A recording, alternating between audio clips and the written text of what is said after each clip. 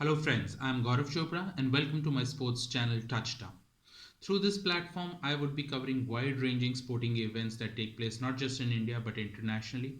I would try to provide you with important insights, some interesting moments and facts about these tournaments as we go ahead. Okay, so let's get started. Today we are going to be talking about tennis and more specifically the Davis Cup Group 1 tie that is going to take place at the iconic Delhi Gymkhana Club between India and Denmark on 4th and 5th of March. Now, why do I call Delhi Gymkhana Club iconic? Well, it has 28 grass courts, which is next only to the Wimbledon that has 41 grass courts, like anywhere across the world. Also, Delhi Gymkhana Club last hosted a Davis Cup tie in 1966, that's almost 6 decades back, when India defeated West Germany. Now, even before we come into the talking about the nitty-gritties of this particular tie, let's talk about a little bit about the history of the Davis Cup in itself. So Davis Cup started off in the year 1900 with US playing Great Britain, and from 1905 this tournament expanded to include more and more nations, and now in this day and age Davis Cup is pretty particularly called the World Cup of Tennis by International Tennis Federation. The Russians are the defending champions, but as we all know, following their invasion of Ukraine, they have been suspended from this year's tournament. If we talk about most successful nations in Davis Cup history, no surprise, USA has won the most number of titles, 32, followed by Australia. If we talk about India's involvement in this particular tournament, we have had a glorious history in this one as well. Even though we have never won this tournament, but we have reached the final thrice in 1966, in 1974 and 1987. Now, talking about 1974, there's a very interesting fact. Indians were overwhelming favorites when we reached the final to play South Africa.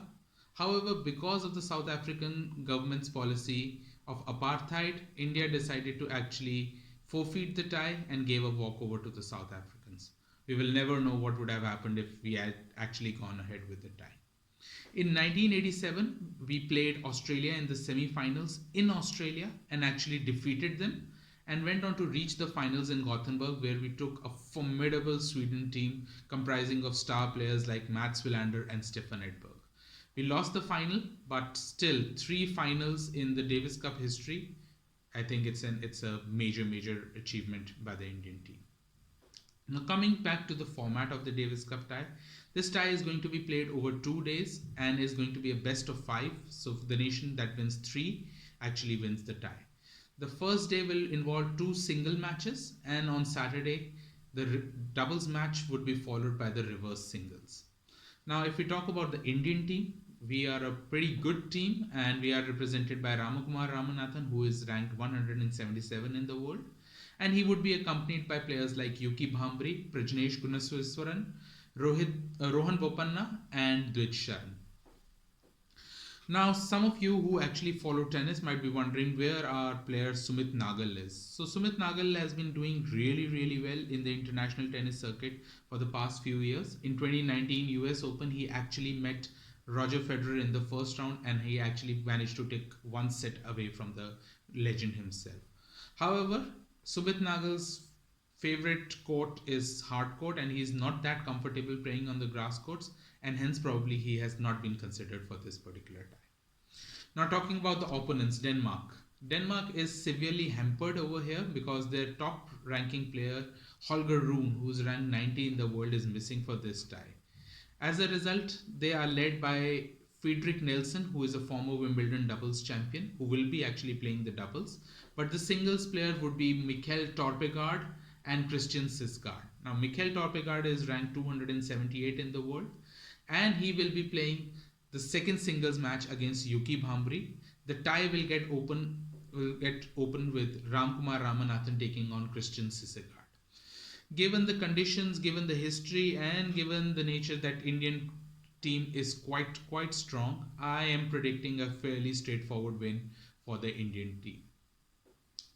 Now, before we move on to the next section, one request from my end. So, the Tennis Federation of India has done a great job in ensuring that fans can actually go to the Delhi Gymkhana Club and witness this tie, and would be letting in 3,800 spectators to witness this tie.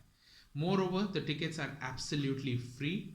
So by all means, if you are in Delhi and if you are a tennis fan, for that matter, even if you are not a tennis fan, I would request you to go ahead and try to visit the Gymkhana and cheer the Indian team on.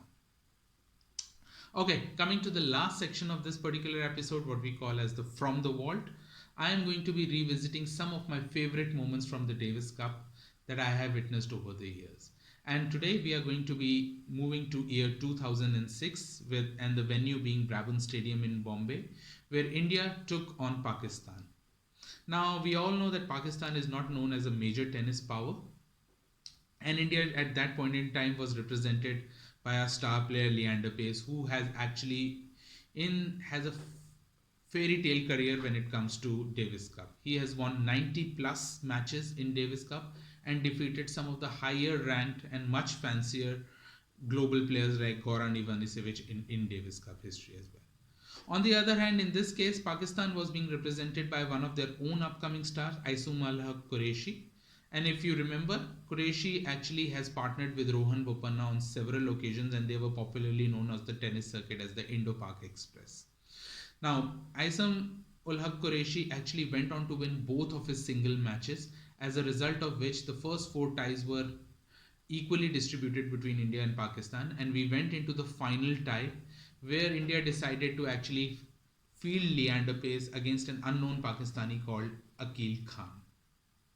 Everybody thought that this is going to be a pretty straightforward tie. Leander Paes, with all his fancied history in the Davis Cup and all his experience, was expected to roll over Akil, and he actually won the first two sets pretty straightforward as well. However, when everybody was expecting the tie to go smoothly, actually Akil made a wonderful comeback and won the third and the fourth sets and took the match into the final set. Now, at that point in time, Leander Paes was suffering from severe cramps and was hardly able to move.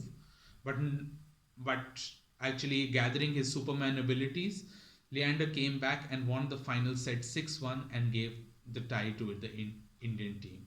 So it's not just about cricket and hockey where India and Pakistan have had iconic ties. This one was a tennis tie to remember. And I distinctly remember to this day how Leander actually came back, played with the cramps, and came back to beat the Pakistani Akil Khan, who actually displayed wonderful, wonderful tactics.